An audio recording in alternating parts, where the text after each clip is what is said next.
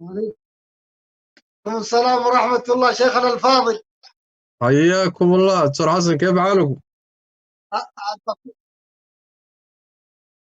حياكم الله شيخنا وفي عنا هاي، الله يبارك فيكم وينفع بكم. وفيكم بارك يا دكتور، حياكم الله. برعسين لويا يا سوالان وكن في عنا كورونا ولما هنا إلهي مهدي ما شاء الله. كاحل السعيدة إلهي إذا كايل عليها لو نقصها يا وقريها نو حريين. الله إلهي كرة آمين آمين آمين. الله يبارك فيك. وهذه السلام يا جزاكم الله خير دكتور، حياكم الله. نصدق الله يرسلكم الله. بارك الله فيكم. شيخ محمد عبد الله يا هذا محاضرة سنوات باللابانيسا. شيخنا الفاضل وحكولنا هاي كسر دوو إن شاء الله نص ساعة ويا وقتك dadkuna aad bay waqtigaaga u sugayeen insha Allah taala. waxaan rajaynaynaa ilaahay ka abal maray waqtiga badan oo aad soo jeeday aad sugaysaa habeen bar bay ku tahay annagu wali haddaan duhurka tukanaynaa marka ilaahay subhanahu wa taala ka abal mariyo qol yatafadal mashkuran.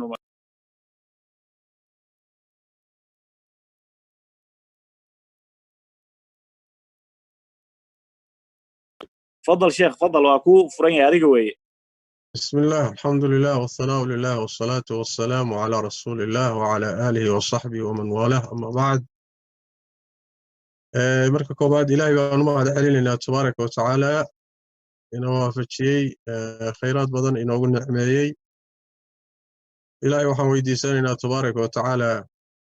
an yuthabbitana cala alxaq, inuu inagu sugo khayrka iyo xaqa, inuu inagu sugo inaguna dilo thawaabkeeda iyo ajirkeedana ilaahay inagu soo saaro ayaan weydiisanaynaa. gaar ahaan bishan barakaysan inuu ilaahayna waafajiyo tabaaraka wa tacaala khayraadkeeda iyo barakaadkeeda. intaa kadib runtii bishan ramadaan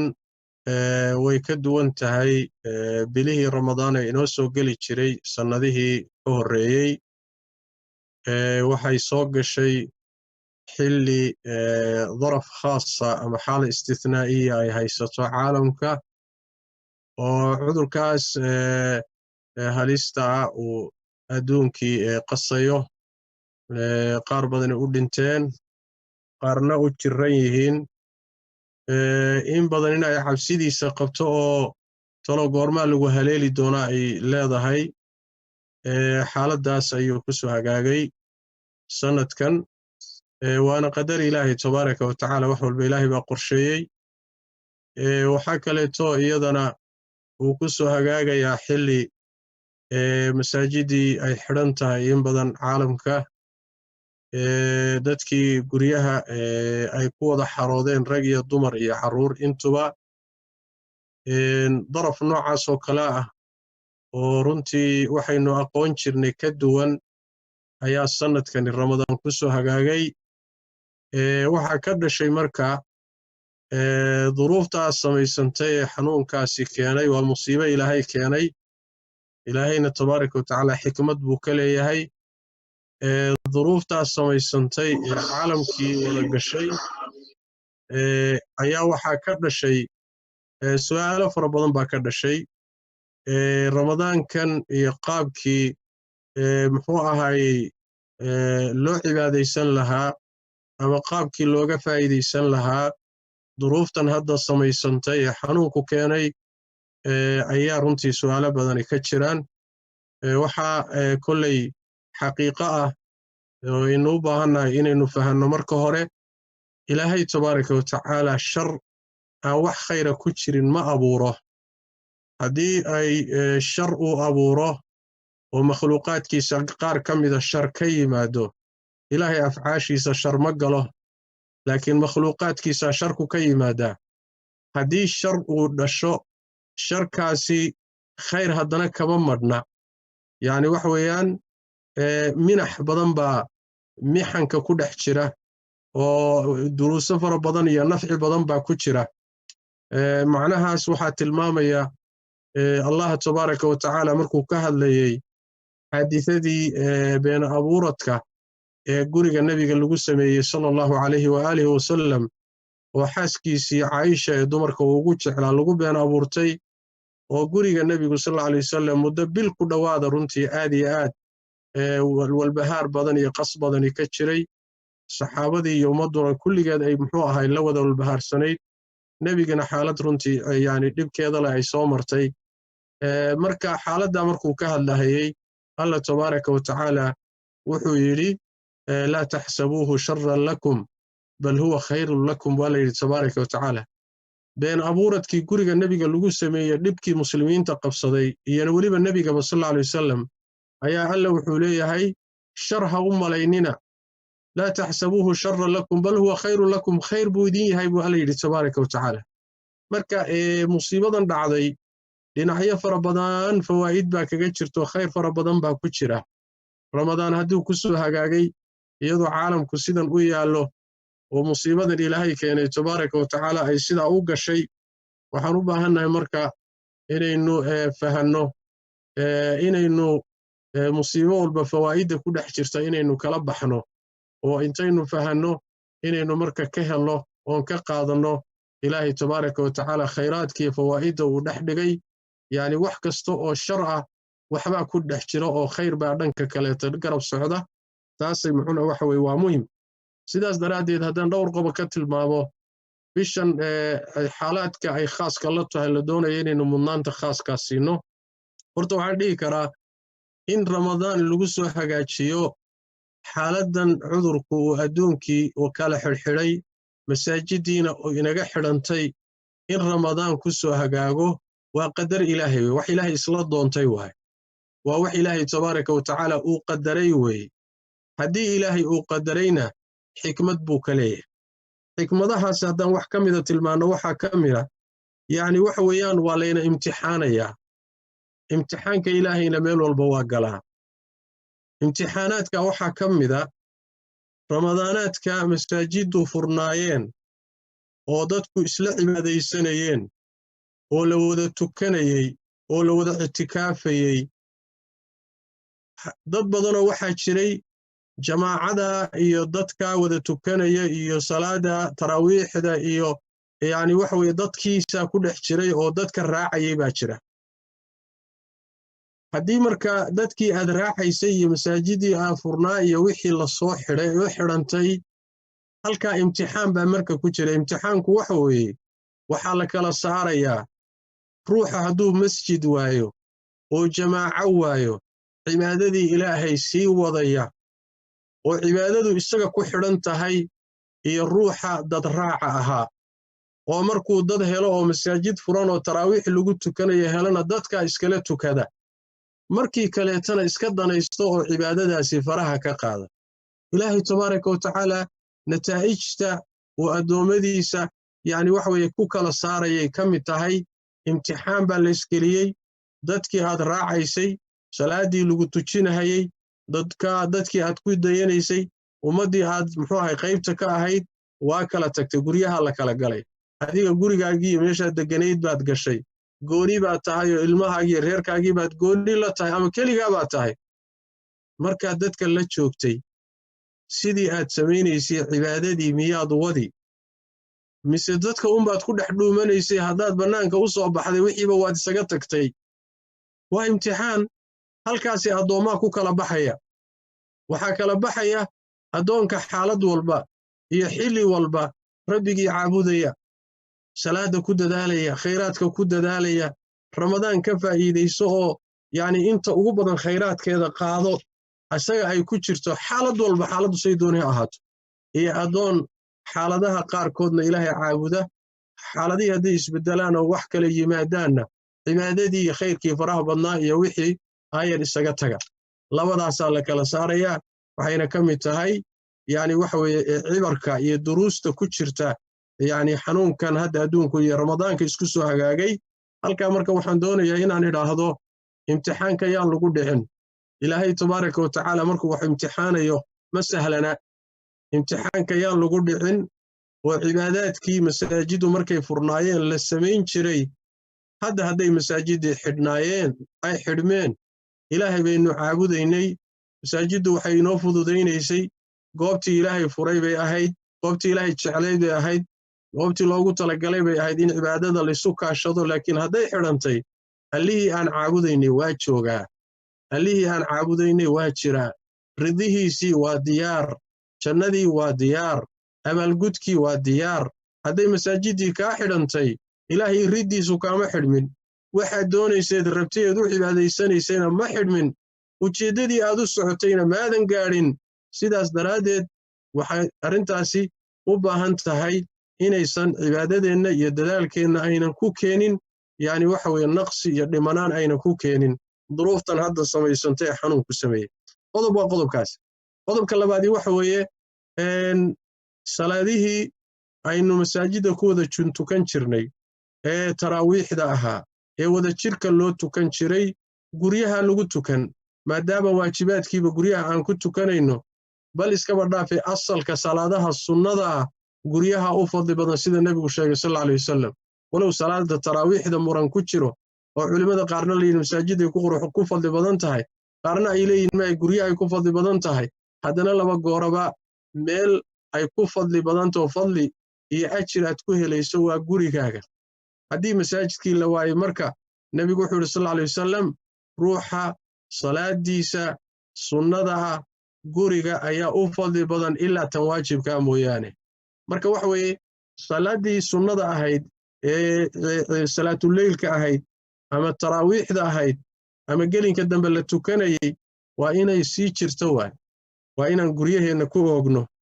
waa inaan ciyaalkeenna tujinno waa in muxuu ahay dumarka tujinno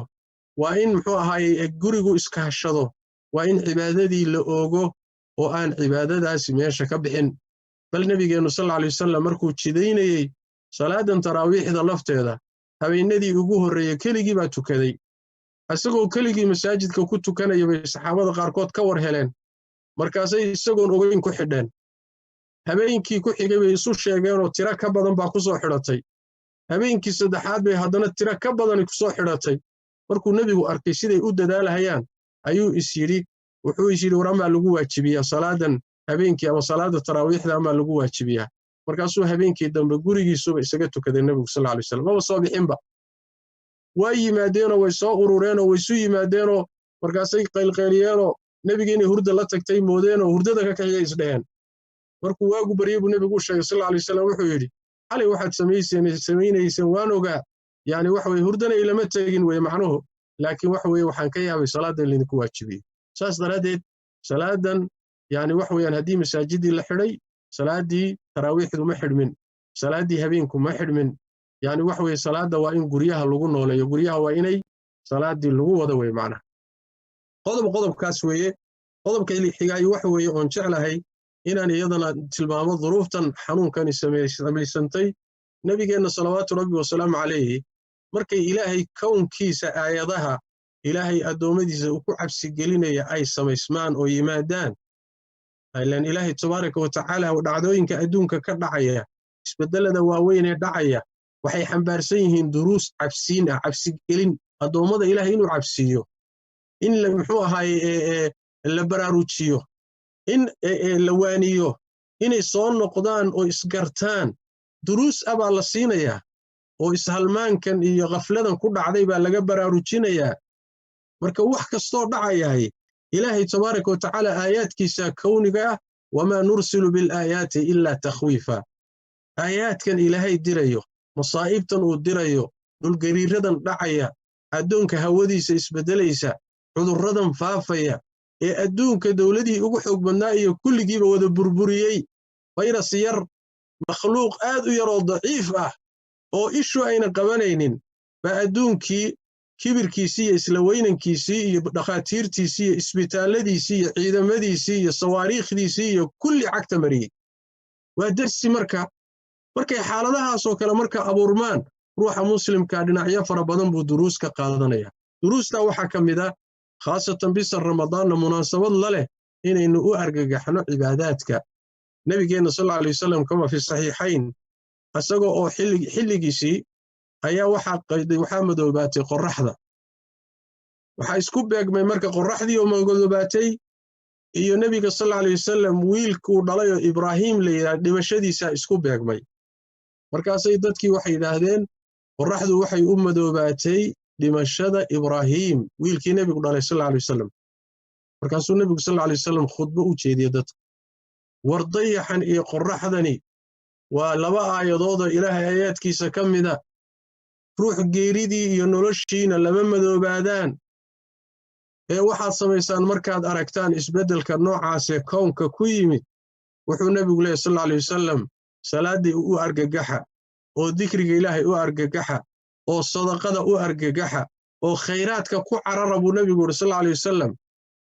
markaad aragto aayad weyn oo sidaas oo kale oo mucjiso cajaa'ib ah oo Ilaahay qudradiisa iyo awoodiisa ku tusayo caalamka isbeddel ku yimida markaas oo kaleeto waa inaan ducada waan ku cararno khayraadka waa inaan argagaxno nabigeena sallallahu alayhi wa alihi wasallam markuu arko dabayl soo socota ama markuu arko daruur soo socota nabigu sallallahu alayhi wasallam waa argagaxi jiray waa geli jiray guriga markaasuu ka soo bixi jiray waa nabigu sallallahu alayhi wasallam waxa ka muuqan jiray baqdin baa ka muuqan jirtay markaas Aisha waxay tiri rasuulka Ilaahayow dadku markay daruur soo socota arkaan oo biyo wada oo rooba markay arkaan way farxaan adigana waxa ka muuqata cabsi iyo yani karaahiya ka muuqata say wax u jiraan markaasuu nabigu sallallahu alayhi wasallam Aisha maxaa ii ogeysiiyay inay daruurtani cadaab Ilaahay tahay dad baa hadda ka hor waa qowm caad weeye dad baa hadda ka hor siday daruur u sugayeen oo ay u lahaayeen hada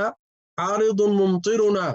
waa daruur roob noo sida say u lahaayeen ayuu Ilaahay tabaaraka wa tacaala roobkiyo dhibicday sugayeen buu cadaab uga dhigay marka maxaan ka ogahay dabayshani maxay wadataa daruurtani maxay wadataa maxay la imaan doontaa maxaan ka garan anaga marka xagga rajada iyo yani wax way dhankaasaan iska badsanaa laakiin nabigeenu waa baqdin badnaa salawaatu rabbi wa salaamu alayhi waxaan ka wadaa maadaama yani Ilaahay uu ina tusay awoodiisa iyo qudradiisa qaar kamida ina tusay oo in cabsanaysa iyo in jiratay iyo in hadda baqaysa kulli aynu noqonayo in dhimatay halkaasi waxay ina baraysaa war bil ramadaan baa la joogaaye yani waxa way xaaladan darsi weeye aan Ilaahay ku cararna tabaaraka wa tacaala cibaadaadka iyo marka taacaadka iyo khayraadka hal la badiyo waa qodob kala waan qodobka saddexaadi wuxuu yahay ama afaraadi wuxuu yahay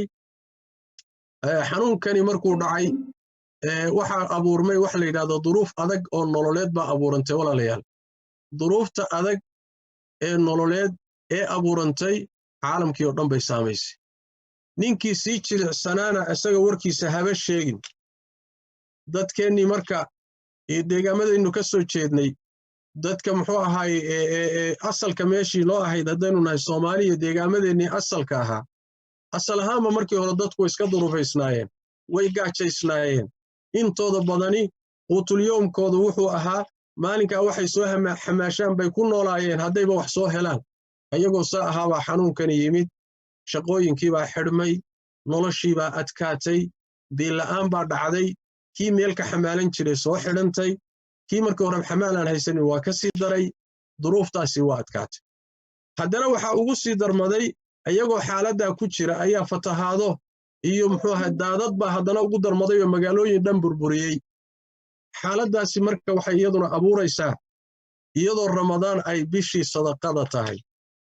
oo nabigeenu sallallahu alayhi wasallam kaana ajwada an-naasi wa kaana ajwada ma yakunu fi ramadaan nabigu sallallahu alayhi wasallam dadku ugu deeqsisanaa deeqsinimadiisuna waxay u badnayd markii ramadaan soo galo jibriil la kulmo quraanka la darso ayaa deeqsinimada nabigu u badnayd sallallahu alayhi wasallam ramadaan marka waa bishii deeqsinimada waa bishii wax bixinta waa bishii sadaqada hadii ilaahay tabaaraka wa tacaala haddana ku soo hagaajiyay iyadoo duruuftani ummadeennii haysato oo qaar badan iyo qoysas badan waxay ku afuraan ayna haysanin oo qaar badani ay ku leeyihiin sheekhow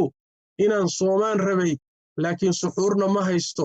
afurna ma haysto ma soomi karo maxaan sameeyaa waa dad badan bal waxa la dhihi karaa yani boqolkiiba 70 60 50 bulshadeenna ka mid ah maanta waxay afka saaraan ma hayaan duruuf adag baa samaysantay dadkeenna dibadaha jira ama meelaha dawladaha ka dhisan yihiin ee waxoogaaga loo turtuurayo joogaayay iyo dadkii dalkii iyo deegaamadii asalka ku noolaayay walaalayaal farq weyn baa u dhaxeeya halka marka waxaan doonayaa inaan idhaahdo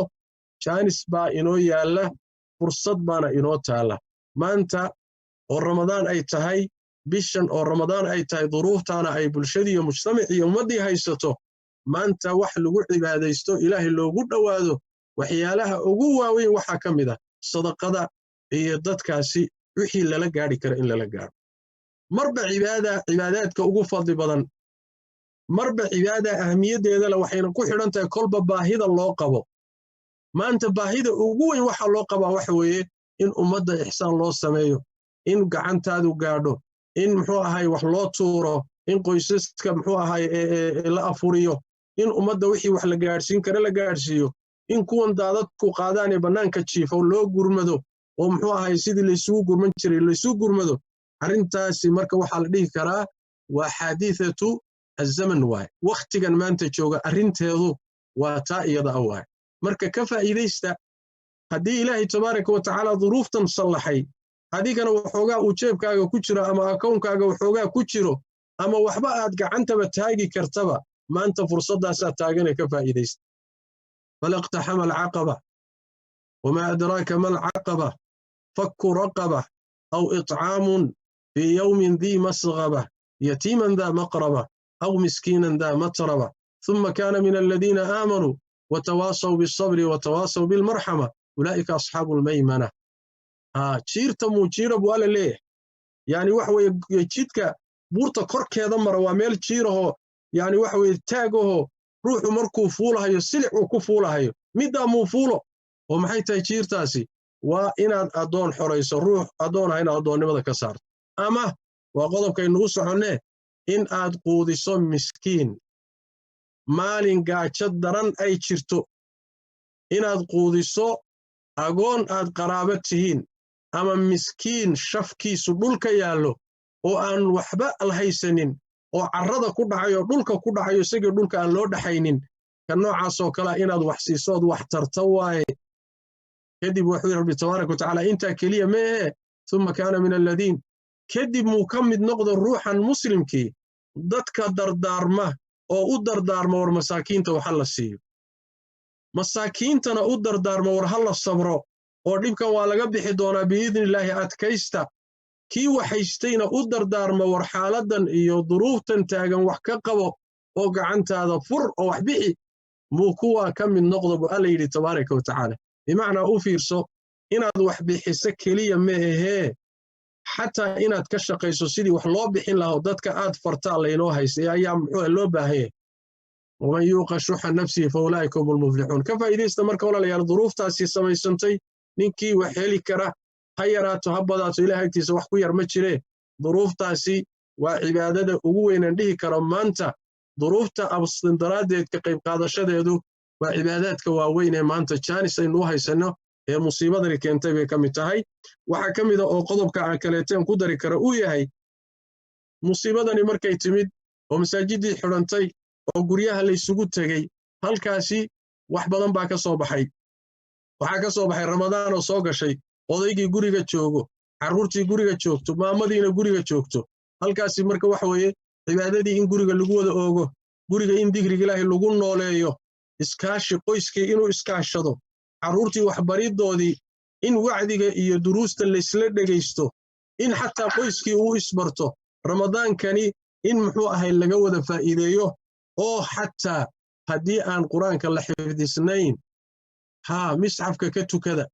hadday yani waxa weeye duqu uusan qur-aanka aqoonin xadiidu ummu waraqa jiree nebigu gabadhaasi wuxuu ku yidhi gabadh qur-aanka taqaanay ahayd odaygeedi gurigeeduna ma aqoonin markaasuu nebigu ku yidhi sal ly slm ehelkaaga tuji ayadaa tujinaysay sidaas daraaddeed guryihiibaa waa in lagu nooleeyo ilaahay dikrigiisa asal ahaanba nebigu wuxuu yidhi sal alay wasalam guryihiinna salaadda wax ka siiya guri ilaahay lagu xuso iyo guri aan lagu xusin mayd iyo bakhti iyo mid nooloo kale waay marka guryaheenna aynu cibaadadaa ku oogno barako badan baa gurigii gelaysa shayaadiin baa ka baxaysa khayraad badan baa u soo hooyanaya wanaag badan baa imaanaya yani hooyadii iyo carruurtii iyo odaygii iyo martidii markii hawsha laysla qaado wanaag badan baa guryaha ku soo kordhaya insha allahu tacaala ayadana waa faa'iide kaloo loo baahan yahay waxaan ku gebagabaynayaa waxyaalaha abuurmay waxaa ka mid a cibaadaadkii ramadaanka aan gudanaynay waxyaalo fara badan oo inagu soo foodle baa jira maalan zakaatulfitrigii oo kale oo zakadii waajibka ahayd bishu markay dhammaato la bixin lahaa meelaha aad joogtaan waxaad samayn jirteen bishu markay dhammaato ayaa diri jirteen oo zakaatulfitriga aad u diri jirteen meelihii laga bixin lahaa raashinka lagu bixin lahaa maadaama hadda duruuf adag ay ka jirta deegaamadii waxaan idin dhihi lahaa yacni haddii ay bisha aakhirkeedii lala sugo waxaa dhici karta inay duruuftu sii adkaato saas daraaddeed waxaan dhihi lahaa hay-aadka iyo dadka muxsiniinta iyo dadka wakiilka ah inaad u sii dirtaan zakaatulfitrigii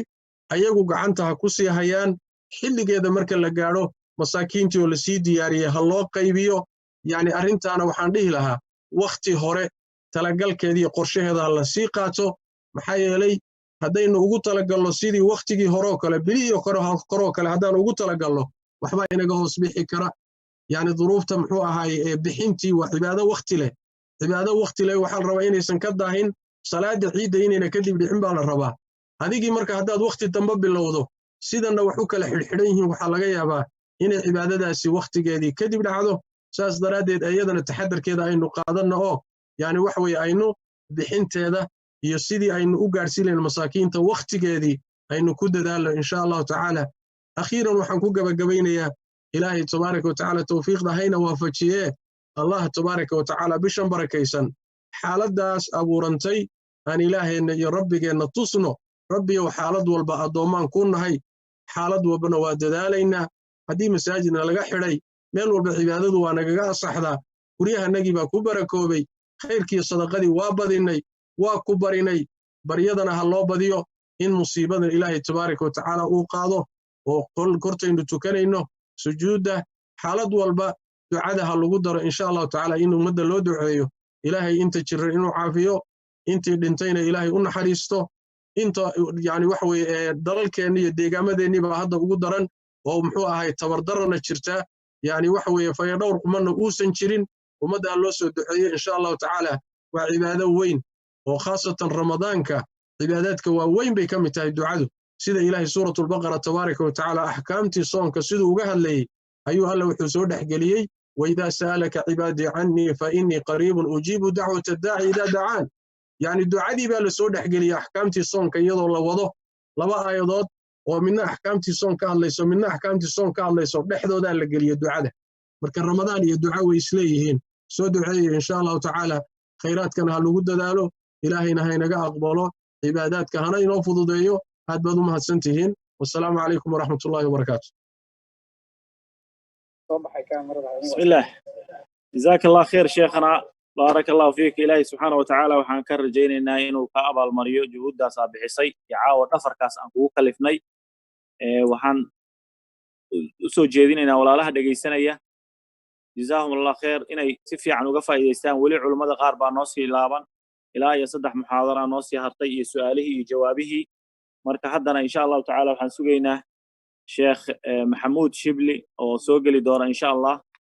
والشيخ كحيقة أيان سوقينا سقنا أي محاضرة ديسي مركا الشيخ بارك الله فيكم وان لنا هاي جزاك الله خير ورمضان إي وقت دنبه إي عاوة وحاوة وقت قاعد وقت سعورته بدين تايبان أمالينا الشيخ صماه يا ما الشيخ وفيد بينوت أفر ساعة نوت ما شاء توانكي الله ما فيدني شاء الله إلهي أكبرك يا شيخ جزاك الله خير ووقت دنبه لكن dadku waa kala duwan yihiin adduunka meel kastoo la jooga marka dadka walaalaha adduunka daafihiisa ka daawanayna waxaan leenahay bal inaad juhuuddaas qiimaysaan culummada meel kasta aad joogtaanba aad ka daawanaysaan ilaahay subxaana watacaala nimcadaas uu noo galay iyo teknolojiyadaas ay noo sahashay in laga faa'iidaysto oo bishii khayrka weeye khayrka la badsado oo qur-aanka iyo diinta iyo la barsado culummada fawaa'iddaas iyo cilmiga ay noo soo jeedinayaan aan ka faa'iidaysano waxaan kaloo idin xasuusinaynaa inaan la iloobin dadka taagta daran iyo bishaan dhibaatada jirta waad ogtihiin dadka masaakiinta inaan la iloobin masaajidada inaan la iloobin oo lala socdo masaajidadii waa xiran yihiin waad ogtihiin korontadii iyo biyihii iyo wax walbaa ku socda waa inaad ka warqabtaan marka insha allahu tacaala wax yar teknolojiyada noo yara dulqaata sheekh maxamuud baan soo xiraynaa shibli insha allah marka intaa yarto daqaa'iqaas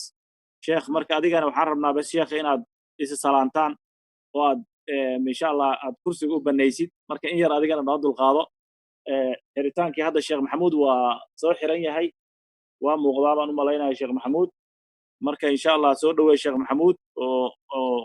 si uu u bilaabo xaadaradiisa insha allah السلام عليكم شيخي وأبحي هذا مر لبعض بقاي شيخي كذا بقول نقضي نيروبي عاو كرنتدي مدين سو نقطة ها أنا وينو joogtaa hadda Nairobi isma lehe waa xaafado kala duwane ما شاء الله laakiin annaga waynoo joogtaa marka waa hadda uu soo galay haddana uu baxay marka insha Allah ta'ala wax yar baan sugaynaa sheekha inuu Ilaahay subhanahu wa ta'ala si sahlan noogu soo celiyo waa teknoolajiyada wanaageedana waa leedahay shidana waa leedahay mararka qaarkood xoogaa dib u dhacaas jira xoogaa wala marka sabar yar bay u baahan tahay marka waxaan leenahay walaalaha inay noo sii sabraan sheekhow arrinta hadda ay dadku in badan weydiinayaan oo intaas hadda aan sheekha sugayno dad badan baa hadda waxayna weydiinayaan mas'alada ku saabsan dadka telefishinka ka daba tukanaya taraawiixda dad baa waxay leeyihiin telefishinkii baa lagu tukanayaa qof baa Facebook lagala daba tukanaya ama YouTube waxaas arrimahaas bal xoogaa wax yar nooga sheeg بسم الله الرحمن الرحيم أرنتاسي وأرن خلطة ويه صحنا معها صلاة الجماعة اللي سلتو كان كرو وصلاة ميل وذا تشوغا ويه وإمامك يددك وذا تكنا ياي ميل دولك كمدا أي وذا تشوغان لكن دادك لما قن وإسكو جماعة يسانيا وإسكو حرانيا هورينا ومدعين هذا مركي مسألة الصوب حضينا culimada muslimiinta jamaahiirtoodu xoogaa fataawi shaadaa jirta laakiin jamaahiiru ahlilcilmi iyo majaamicda fiqiga fataawida jamaaciga waxay qabaan in aan telefishinka walaa social mediaha inaan salaada laysaga xidhan karin ruuxu hadduu ku xidhana salaadiisu inay burayso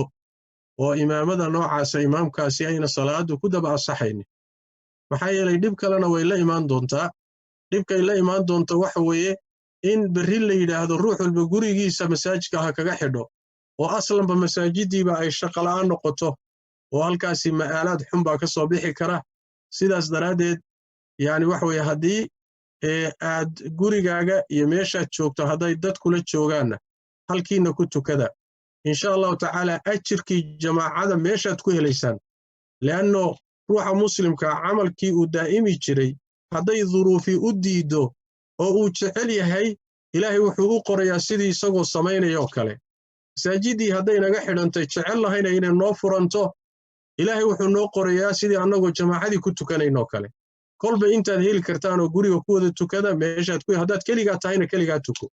laakiin salaadaada inaad khatar gelisood ku khamaarto oo meelaadan garanaynin ma asaxaysaa mise asixi mayso inaad ku khamaarto sax ma aha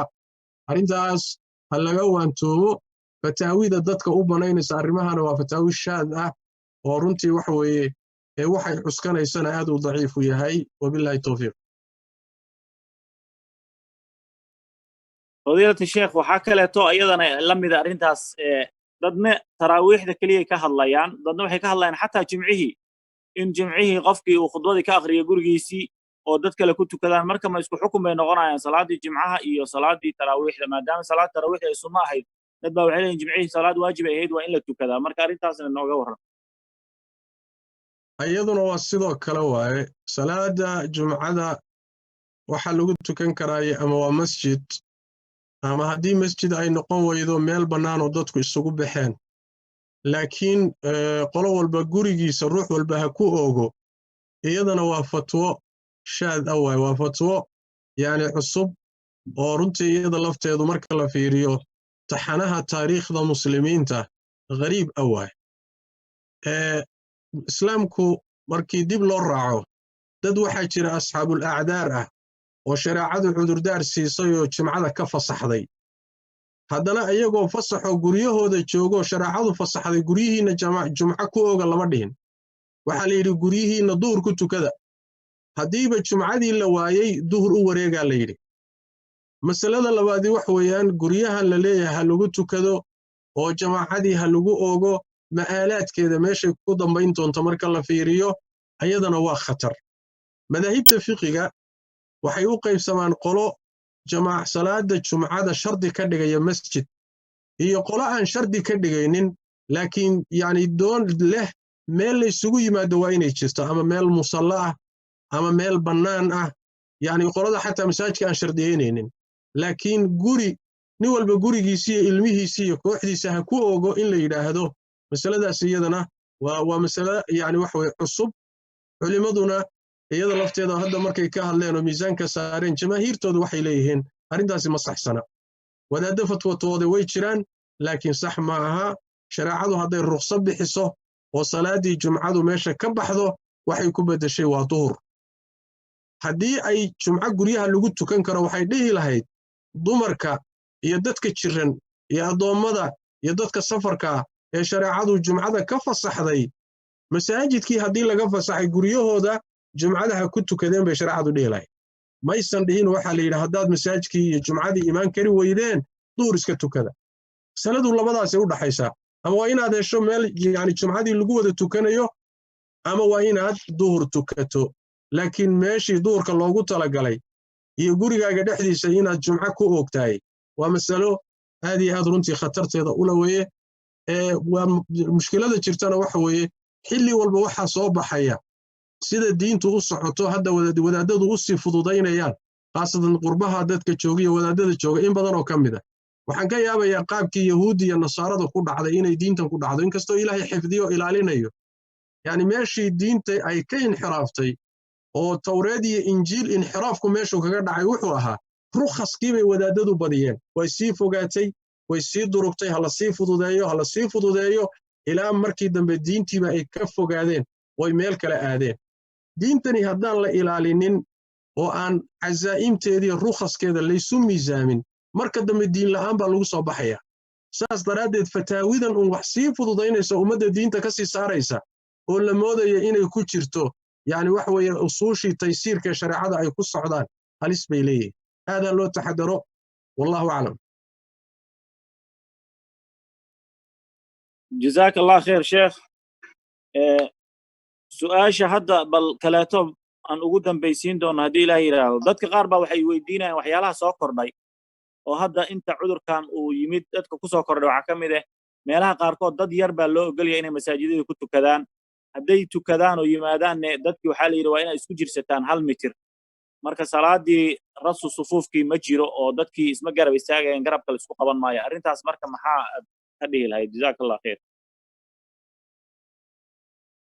wax dhiba male masaladaasi لأنه هذه صلاة جماعة وذا تكشدي هذه سورودي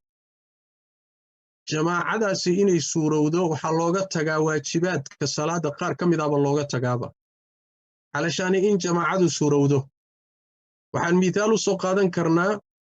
صلاة الخوف كقرآن كور رمي جوابها دجال كمسلمين تمركي تشوغان جوابها قرمها دجال كصلاة اللوتشي دي أعمال فربضان بصلاة الدحق ليسا وأجنبي أعماشاسي دحق ليسي وحبضان ولقيت تجيه وحلوص سمينيا علشان الجماعة إن ليلاليو صفوفتا إن ليس كده ويو أو ليس سارو قربها يحربها وواجب سيد النبي أمر صلى الله عليه وسلم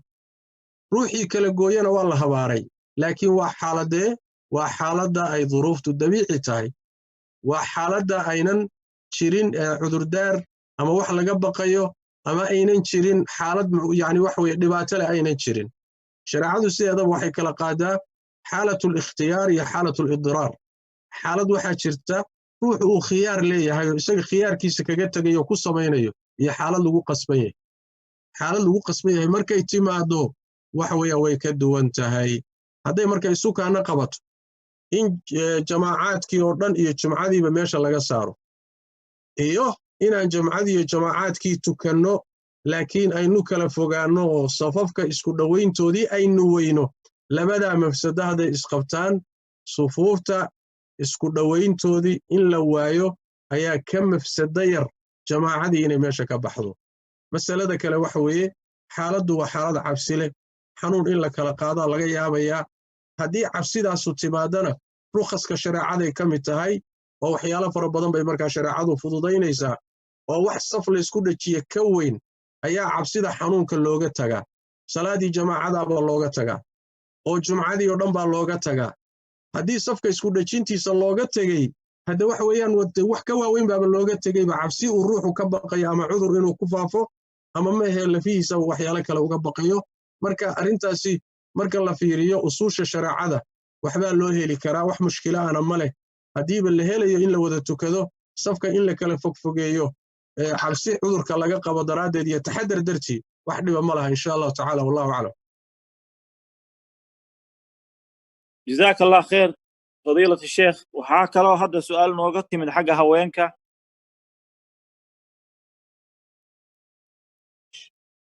الشيخ مركب وقت الدم بيكوتها هذه واكم فصحينا إن شاء الله تعالى أنا مرينا سؤالها أن هذا وقت كان كوبا دينا مركب ولي ودات كنا ما هينه لكن بالواقع فصحينا هذه جزاك الله خير أنت كاغبسي فضينا إن شاء الله سؤال يجيب ضمادي صور مريسي مركب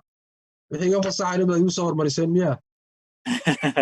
عارفني أنا قدال كودك نو سؤالها كودي بدقني لك وقت كاغا صور مري ما يدم الشيخ وايد كسمي كلام الشيخ الرادية هي هذا بالسؤال هذا إن شاء الله سؤال هوانكو إن بدنا يصير نقطة وأنا سؤال سنة دول بلي سويديو لكن دقفل بوقت يسيق قبضتها هوانكو هدي أيقو رمضان لقول لي رمضان كلا كوسو قالوا هذا وتمركو رمضان كذا ماذا رمضان كي هذا قليه اللي يقولها ميه هرك باللعبة مثل شوال كبي انتي سوام بقلها قدارك قلين كرا ما waxay hormarinayaan waajibkay hormarinayaan waajibaadka iyo sunnooyinka mar walba waajibaadka mudnaanta leh xadiidkii man caada lii waliyan faqad aadantu bil harb وما تقرب إلي عبدي بشيء أحب إلي مما افترضت عليه وحي إلهي لو قد وهذا إلهي وحووت عليه فرائد واجبات كدب بين نوافش التبادات سيدا أصدرادد هدي واجب لقولها قلعة وإن أظهر مرسو إن أدقليسو ميدا لواد شوال كسو ميديسو وابشو دنواي لحظة هوركالية ماه مركا وحي صوني اللي يدكولها انتاد بشا قيبتا هوركاسو انتان لحظة برينا إسلا بشا شوال قده هذا أما آخر كيدا بكاسوما أجر كي واد هيليسان إن شاء الله تعالى لحظة شوال هي واجب كي يتكهر مرسين بعد سوافة جسين مركا والله أعلم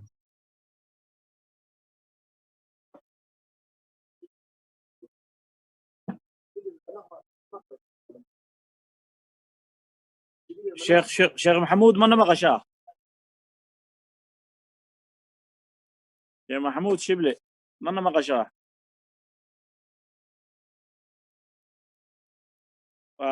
حد بدولي شيخي لما هيو aniga wuxuu ii muujinayaa sheekha inuu magaciisa meesha ka muuqda baqaano inuu ku jiro wuu muuqda midda kale marmarka qaarkood waxaa idinku dhacaya codku xaggiinu marmarka qaarkood ka xidhan yahay ma garat ma furi karo isagu codku waa furan yahay sheekh maxamuud haddii aadna maqashid hadal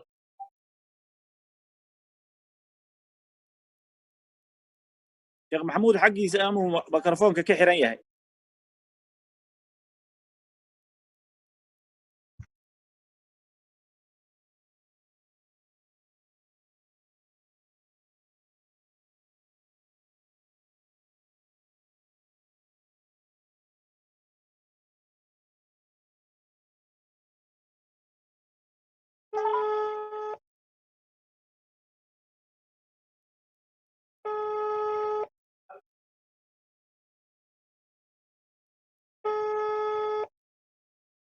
sheekh weli wadaadkii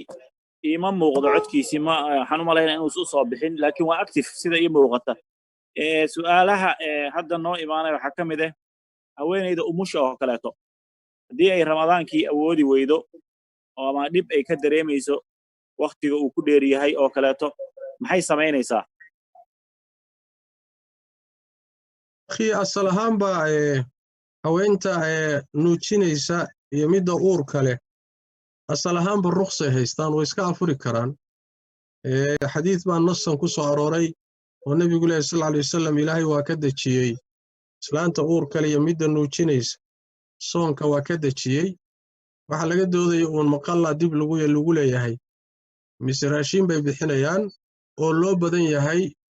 in ay qalla lagu leeyahay qallayn doonto laakiin ama waqtigu ha ku dheeraado ama yuusan ku dheeraanine haddayba nuujinayso ama ay sooman ama muxuu ahaayey ay uur leedahay isla markaana soonku ku adkaado way afuri kartaa ruqsay haysataa wallahu a'lam dadka qaarkood waqtiga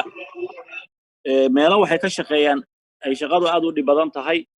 ama aad u kulul oo waqtiga laga yaabo inuu san jirkiisa biyo badan ka baxaan sida foornooyinka oo kaleeto meelahaas dadka ka shaqeeya ramadaankii una ku soo aaday waqtigaas hadduu qofkii awoodi kari waayo inuu dhammaystiro maalinkaas soonka ama uu ku dhib ku noqdo muxuu samaynayaa ruqsad guud lama bixin karo oo lama dhihi karayo ha iska afureen dadka noocaasa laakiin ruuxa sooman haddii xaaladii ku timaado oo uu soonkii wadi kari waayo oo mashaqo zaa'id ah oo aan caadi ahayn uu la kulmo ama halisba uu galo lafihiisa u yaabo markaa ruqsu u haystaa inuu afuro laakiin lama dhihi karayo dadka nooca u shaqaynayaba soonkaba ha iska daayeen ama dib ha u dhigeen ama iska afureen lama dhihi karayo laanna waxa weeye dadku waa kala duwan yihiin dadba iyagoo shaqadooyinka adag ku jira bay xamili karaan soonka inay soomaan waqtiga dheer inay soomaan bay heli karaan dadka qaarkood waa ka duruuf duwan yihiin waa ka jilicsan yihiin oo ma wadi karaan ruuxu marka waxa weeye markay xaaladda uu la kulmo oo ama mashaqo zaa'id oon la xambaari karin ku timaado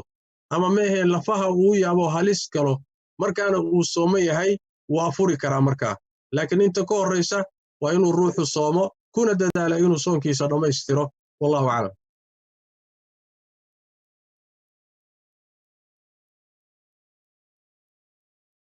جزاك الله خير شيخنا بارك الله فيكم ولي واحد مودا شيخي صواب بحين لما هيو مركا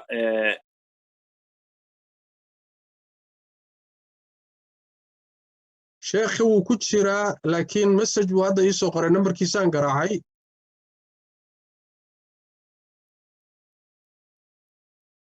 هيا بل ايج message buu ii soo qoray wuxuu leeyahay waan u sheegay waana ku jiraa dhammayso buu ii leeyahay dee wuxuu moodayaa inaan isaga ku simayo udir waa sugaynaa asigaan sugaynaaye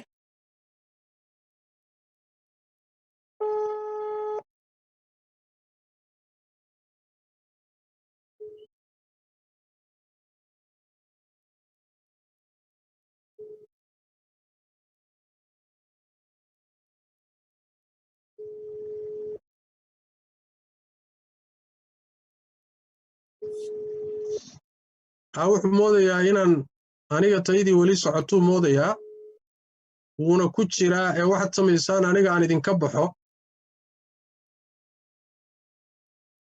haye bal waa yahay hadduu saas yahay intaad ka baxdid la hadal haye igama qabanayo waan wacay laakiin waan la hadli aan ka baxo horta aniga haye sheekh jazaaka allah khayr ilaahay subxaana wa tacaala waxaan kaaga rajaynaynaa inuu miisaanka xasanaadkaaga yeelo muxaadaradaas iyo su'aalahaas iyo maanta darsigaas